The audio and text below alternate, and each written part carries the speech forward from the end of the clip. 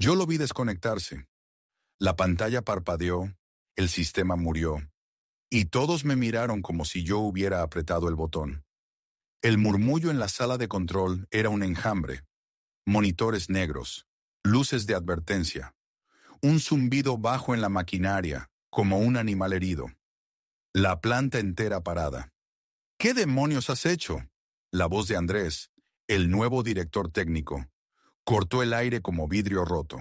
Su traje impecable contrastaba con el sudor que me caía por la sien. Me observaba como si fuera un intruso. No respondí. Las manos en los bolsillos, clavando la mirada en esa línea roja intermitente en el panel central. Sabía lo que estaba viendo. El corazón de la empresa latiendo por última vez.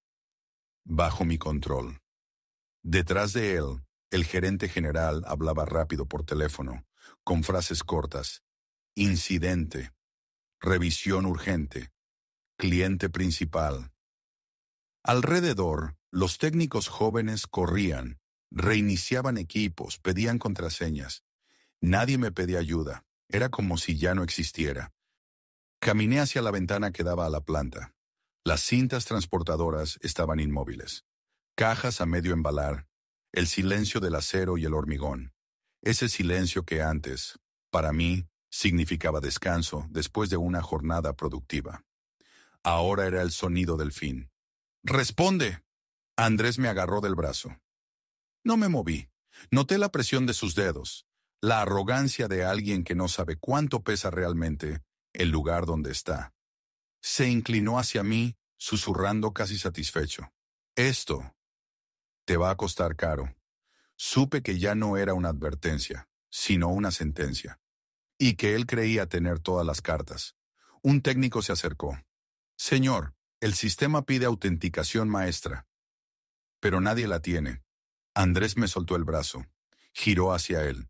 Entonces, sáltatela. No se puede, dijo el técnico inseguro. Está cifrado en el núcleo. Entonces, descífralo, gritó. Yo cerré los ojos.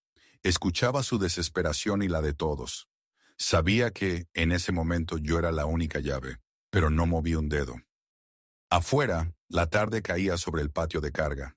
Las luces se encendían, pálidas, inútiles. Vi a los operarios agrupados, fumando, mirando hacia la oficina. Sabían que algo grande había pasado. Sabían que no era un simple fallo técnico. Me giré hacia Andrés. Tú querías controlarlo todo, dije despacio. Ahora lo tienes. Lo dejé con la boca entreabierta, como si intentara entender una broma que no comprendía. En el pasillo, el eco de mis pasos era limpio. No llevaba prisa. Ni siquiera miré atrás cuando escuché a alguien gritar mi nombre. La salida estaba vacía. En la garita, el guardia me miró raro, pero no dijo nada. Abrí la puerta de cristal y sentí el aire frío de la noche. Apreté la llave USB en mi bolsillo. Era tan pequeña que parecía imposible que todo estuviera ahí dentro. Mientras me alejaba, una pregunta empezó a retumbar en mi cabeza, insistente. ¿En qué momento empezó todo? ¿Cuándo pasé de ser el salvador de esta empresa a su enemigo? Y ahí, en medio del estacionamiento vacío, con las luces de la planta titilando a lo lejos, supe que tenía que volver al principio para entenderlo. Volví a la oficina al día siguiente, como si nada hubiera pasado. La recepcionista evitó mi mirada. Su saludo fue un murmullo rápido. En el pasillo, los rostros que antes se iluminaban al verme, ahora se apartaban, ocupados, fingiendo no verme. Era como caminar por un edificio que aún tenía mis huellas en las paredes, pero en el que ya no pertenecía. En la sala de reuniones, la luz blanca caía sobre Andrés y el gerente general. Hablaban bajo, inclinados sobre unos papeles. Cuando me vieron, se callaron de golpe. Andrés se recostó en la silla, sonriendo con un gesto que no llegaba a los ojos. «Llegas temprano», dijo. «Siempre llego temprano», respondí. Ese intercambio fue un eco vacío de todas las veces que había llegado antes que todos para encender la planta. No me senté. Me quedé de pie mirando la pantalla en la pared. Un esquema de la red interna estaba desplegado. Algunos módulos. No eran como los había dejado. Habían duplicado archivos, cambiado rutas de acceso. Pero algo en el orden me resultaba inquietantemente familiar. Alguien estaba intentando replicar mi lógica, pero sin entenderla del todo. Estamos reorganizando el sistema, dijo el gerente, fingiendo normalidad. Queremos que sea más accesible, accesible. Palabra bonita para controlable por otros. Recordé una tarde, meses atrás. Habíamos terminado un nuevo módulo que reducía las fallas en un 80. Me quedé hasta medianoche afinando detalles, solo, con el zumbido constante de los ventiladores. Cuando apagué las luces, sentí que dejaba una parte de mí en ese servidor. Y ahora, la estaban arrancando de cuajo. En la cafetería había Clara, del departamento de compras. Ella siempre me daba información extra cuando algo se movía en las altas esferas. Me senté frente a ella. No dijo nada, pero sus ojos se movieron de un lado a otro, como si midiera quién podía escucharnos. Van rápido, susurró. Quieren tener todo listo antes de que llegue el comprador. ¿Comprador? Repetí. Ella asintió. Una multinacional. Y tu sistema es lo que más vale aquí. Sentí un frío en el estómago. No era solo que me estaban apartando. Estaban usando mi trabajo como moneda de cambio. Volví a mi oficina, cerré la puerta. Encendí mi viejo portátil, ese que nunca conectaba a la red de la empresa. Revisé copias de seguridad, versiones previas del código, fechas. Allí estaban, con sellos de tiempo que probaban que algunas de las piezas clave existían antes de que yo entrara oficialmente a trabajar para ellos. Era mi trabajo, antes de ellos. Pero me quedé quieto, sin mover un dedo para protegerlo. Una parte de mí quería creer que aún podía confiar. Otra parte ya empezaba a planear. Al final del día pasé por la planta. Vi a Andrés de pie, hablando con un grupo de técnicos jóvenes.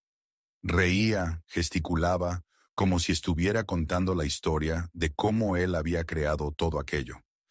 Me quedé observando desde lejos, invisible para ellos, y mientras lo veía comprendí que ese accesible del que hablaban no era para la empresa, era para él.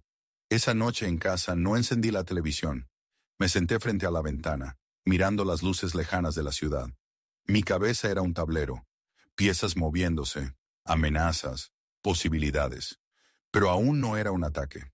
Todavía estaba en ese punto intermedio entre la negación y la certeza. Ese instante frágil en el que uno quiere creer, aunque ya sabe la verdad. A la mañana siguiente, llegué más temprano que nunca. La planta estaba casi vacía. El eco de mis pasos rebotaba entre las paredes de hormigón. Encendí las luces de mi oficina y cerré la puerta con llave.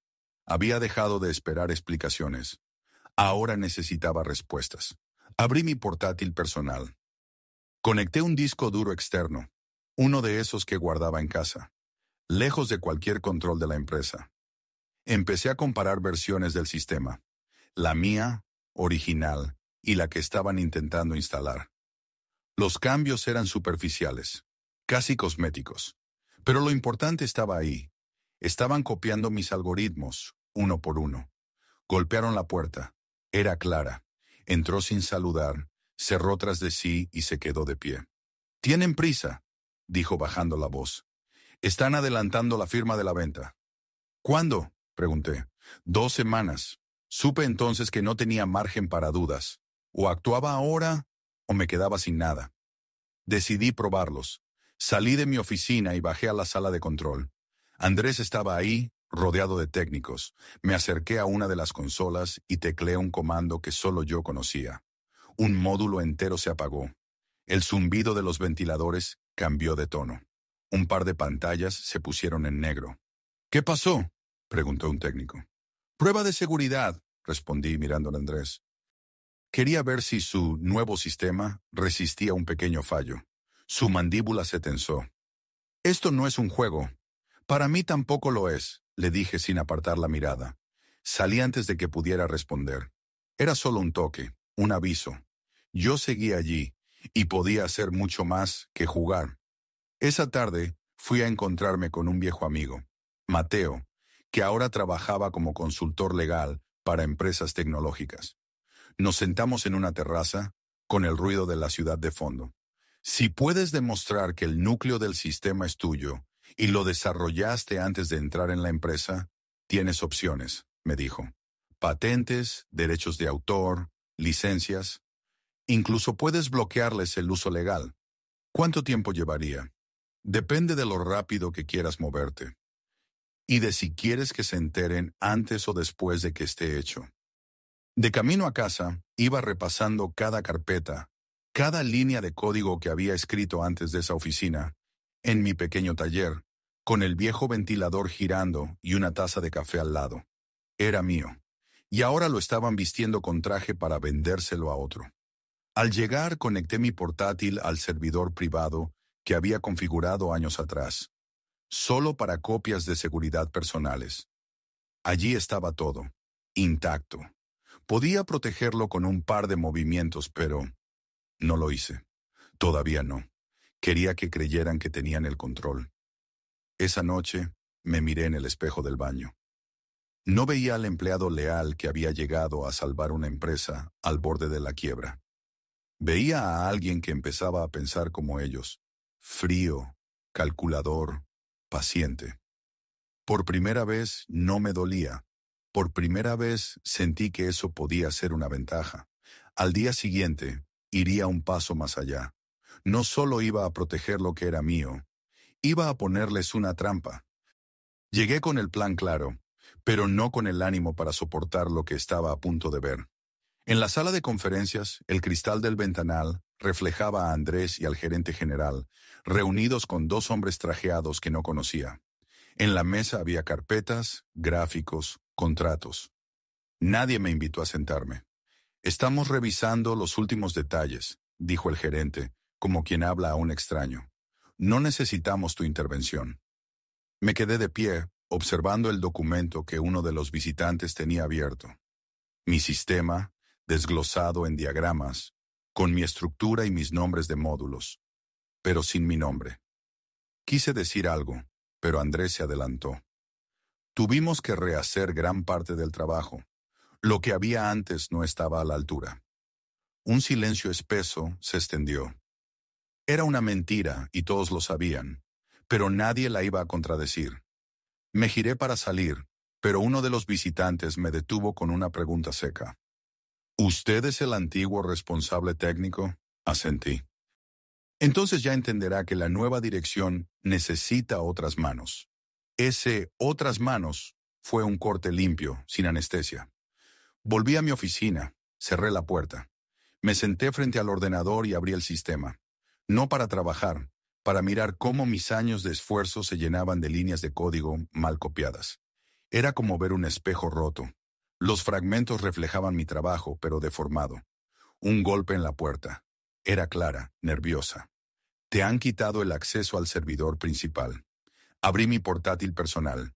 Confirmación en la pantalla. Acceso denegado. Me quedé inmóvil unos segundos, sin respirar. Ese era el punto más bajo. Me habían cortado de aquello que había construido como si yo fuera un ladrón. Esa noche no fui a casa. Conduje hasta el lago, al norte de la ciudad. Me quedé en la orilla, viendo cómo el agua oscura tragaba el reflejo de las luces. Pensé en romperlo todo, un comando, y sus pantallas quedarían en negro para siempre. Pero no lo hice, no por piedad, sino porque empecé a entender que no era el momento. En el silencio del lago recordé algo. Las licencias de uso que nunca habían renovado correctamente. Un vacío legal que, si lo usaba bien, podría detener toda la operación. No sería venganza inmediata, sería algo más grande. Volví al coche con un nuevo peso en el pecho. Ya no estaba luchando por un puesto, estaba decidiendo cómo derribar un imperio. No dormí esa noche. El amanecer me encontró revisando documentos, contratos antiguos, correos olvidados. Las licencias eran la grieta, un error administrativo que, en manos correctas, podía convertirse en un arma. Me sorprendí sonriendo. Ya no pensaba en recuperar mi lugar, pensaba en cerrarles todas las salidas. Al llegar a la oficina, no subí a mi despacho. Fui directo a la cafetería de enfrente. Allí me esperaba Mateo, mi amigo abogado, con un café ya frío delante. Encontré algo, le dije, deslizando la carpeta por la mesa. Él leyó rápido. Levantó la vista y sonrió. Esto es grande. Si lo mueves ahora, puedes paralizar la venta. No quiero paralizarla, respondí. Quiero que dependan de mí para que siga adelante. Mateo me explicó los pasos: registrar formalmente la propiedad intelectual, patentar los módulos clave y depositar el código original en un servidor seguro, fuera del alcance de la empresa. Todo de forma legal, sin darles razones para una demanda. Si lo hacía bien, el sistema seguiría funcionando, hasta que venciera la licencia. Entonces todo se detendría. Por la tarde conocí a alguien que cambiaría el juego. Mateo me presentó a Isabel, una especialista en seguridad informática que había trabajado para auditar empresas antes de adquisiciones. Sé cómo se mueven, me dijo, dándome la mano, y sé cómo cubrir tus huellas. Acepté su ayuda sin dudar. Nos reunimos en mi apartamento esa misma noche.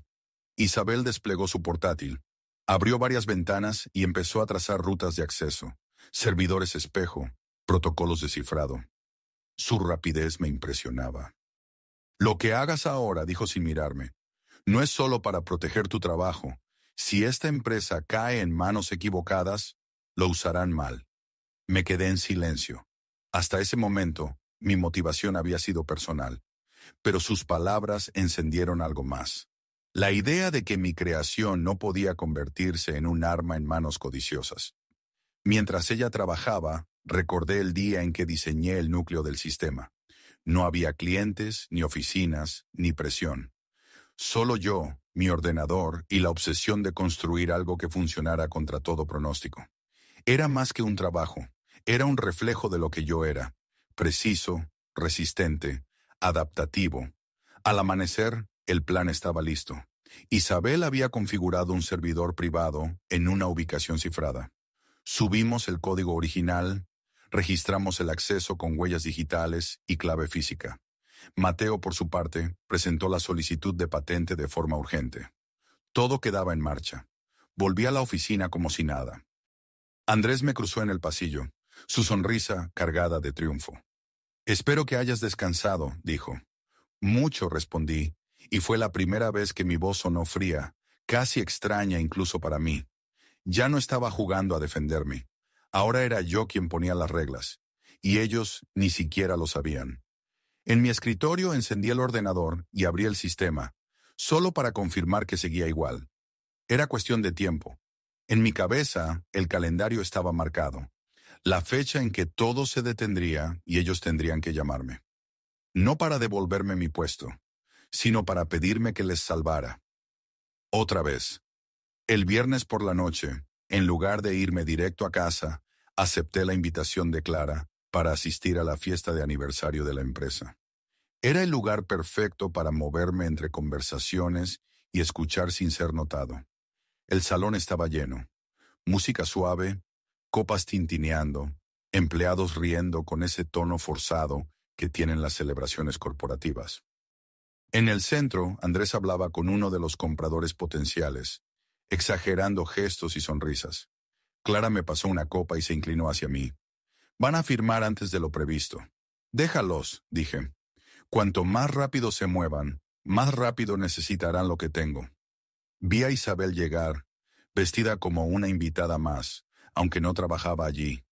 Se mezcló entre la gente, pero sus ojos no dejaban de moverse, siguiendo a quienes llevaban portátiles o credenciales especiales. Sabía exactamente qué buscaba. En un momento me acerqué a la barra, justo donde dos gerentes discutían en voz baja. «Pero si el sistema falla en la demostración...» «No va a fallar. Andrés dice que lo tiene bajo control». Reí por dentro. Andrés no sabía que su control tenía fecha de caducidad. Más tarde salimos al balcón para evitar miradas curiosas. Isabel me entregó un pequeño dispositivo. «Esto interceptará cualquier acceso que hagan al núcleo desde ahora. No podrán mover nada sin que lo sepamos». «Perfecto». La guardé en el bolsillo de la chaqueta. Mateo, que había llegado más tarde, se unió a nosotros. «La patente ya está en revisión», me dijo. «En cuanto se apruebe, cualquier uso sin tu autorización será ilegal». «Entonces que firmen tranquilos», contesté. «Les daré la bienvenida al laberinto». Volvimos al salón. Me crucé con Andrés, que me miró con esa falsa cordialidad que se clava más que un insulto. No esperaba verte aquí, dijo. Tampoco yo a ti, tan relajado, respondí. Con todo lo que está en juego. No esperó réplica. Giró hacia otro grupo, pero pude notar cómo su sonrisa se tensaba. Cuando la fiesta terminó, nos fuimos juntos, Clara, Isabel y yo. En el coche, Isabel abrió su portátil y me mostró un mapa en tiempo real del sistema. Mira esto, señaló. Han duplicado otro módulo esta noche. Lo hacen rápido, pero sin entender las dependencias. En cuanto la licencia expire, será como quitarles el corazón. Miré esas líneas y puntos verdes en la pantalla. Era como ver un animal vivo al que ellos creían domesticar, sin darse cuenta de que lo estaba entrenando para obedecer solo a mí. Mientras Isabel cerraba el ordenador, dije en voz baja, ya no soy el que vino aquí para salvarlos. Y sentí, por primera vez, que era verdad. El día de la firma llegó. La sala de conferencias estaba llena. Compradores, abogados, ejecutivos. Yo no estaba invitado, pero Clara me envió un mensaje. Es ahora. Entré sin llamar.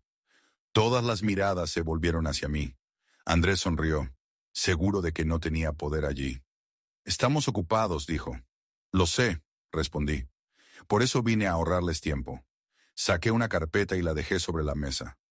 Aquí está la patente registrada del sistema. Mi sistema. Un murmullo recorrió la sala. Uno de los abogados la abrió, leyó en silencio y levantó la vista.